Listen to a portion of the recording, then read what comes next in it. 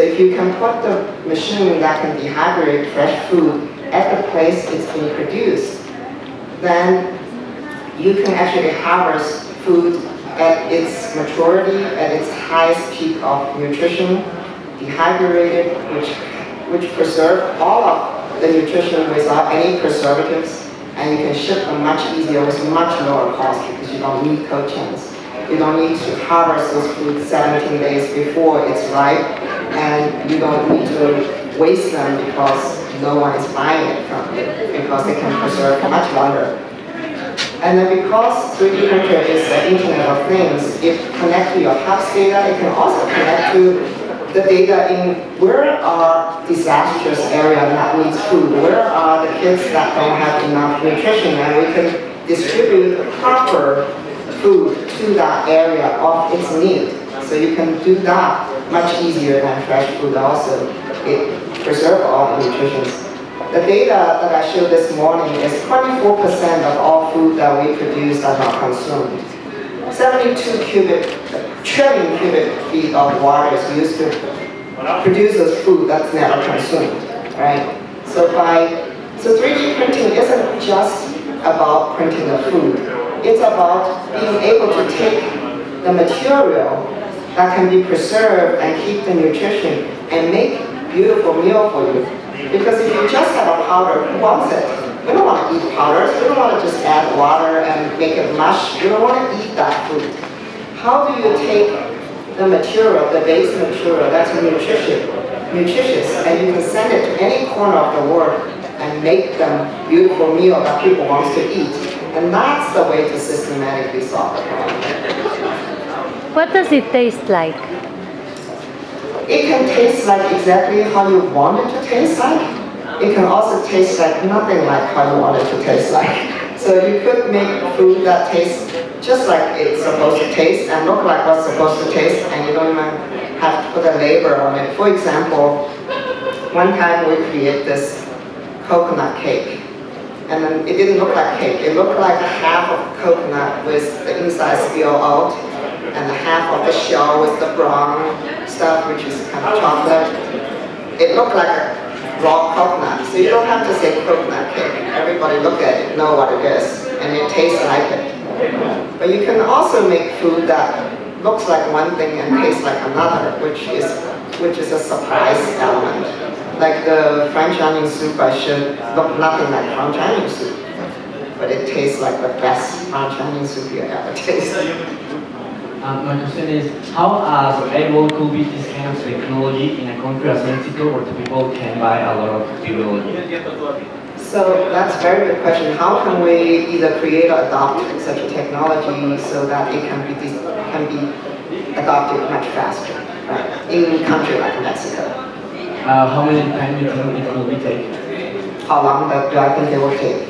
Okay. So I believe for any technology that's truly being adopted, it takes a generation of people to work on it. It's not like one expert person come up with a big idea. You know, I have this big idea.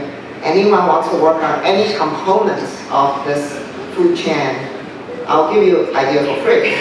I'll help you to start this business. Now, how long would it take? On average, a fundamental technology breakthrough that goes to everyone's home takes on average 28 years. It doesn't take a very short time. Now, fortunately, this technology has been out there for a very long time, so it's not like starting from the beginning. 3D printer has been out there for 32 years. 3D food printer has been out there for more than 10 years. And we actually already have developed 3D food printer that's FDA approved. So it's not just like you make a machine that can work. Every component of that machine has to be food safe, has to be approved. So that takes quite a long time. So we've been working on that for 5 years. It's already FDA approved.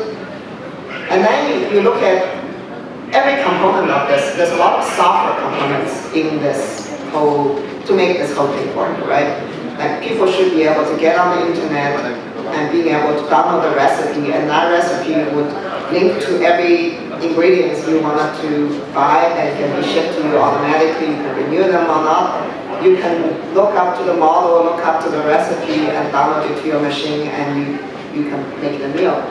Who writes that software? And those software are not that difficult to write. Many people graduate from college could do the components of that.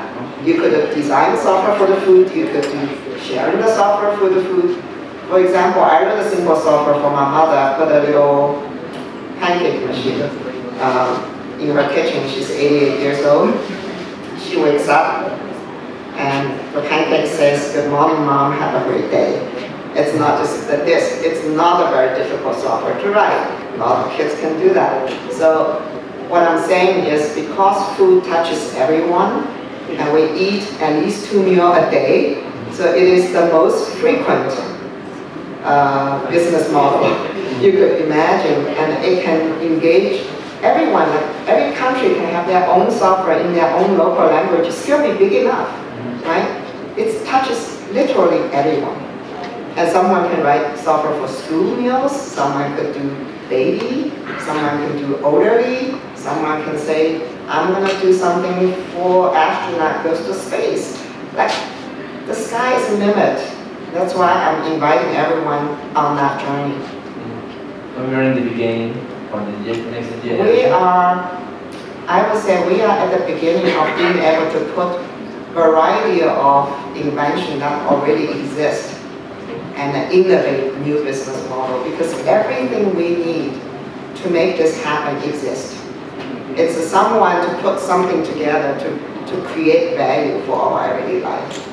I mean, there's nothing that doesn't exist. A 3D printer exists, dry food exists, wet material exists, software exists, like everything exists.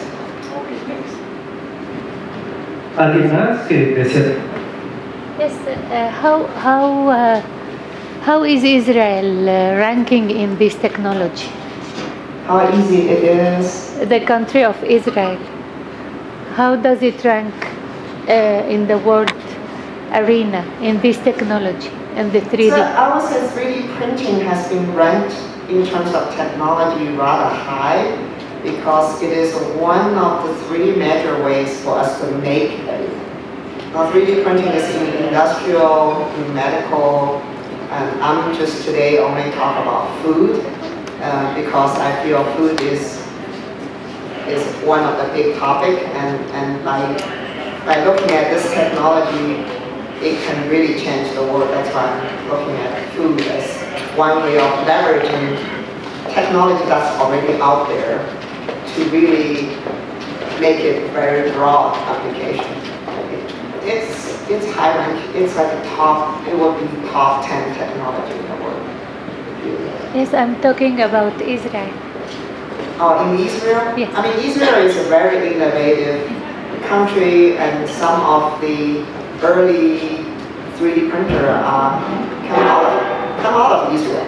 Right? They are very innovative. I would say Israel, from technology point of view, is incredibly innovative. From business point of view, it needs to collaborate with other countries, because it doesn't have a very large internal market, and it's a global market. Thank you. And the last question: Are you working with some company in Mexico or something like that? You have interacted with this country? When I was running 3D systems, several business, we have Mexico companies as our subsidiary. Like we have a very large 3D printing service company, and that actually put quite big foundries in Mexico, because Mexico is incredibly strong in plastics, incredibly strong in food, in that textile. Like there's several business that is very strong in Mexico. And also, because 3D printing, even though you're using machines, but it needs a lot of skilled workers. And Mexico has a very strong skilled workers in terms of using your hand. I believe your hand is smarter than your head.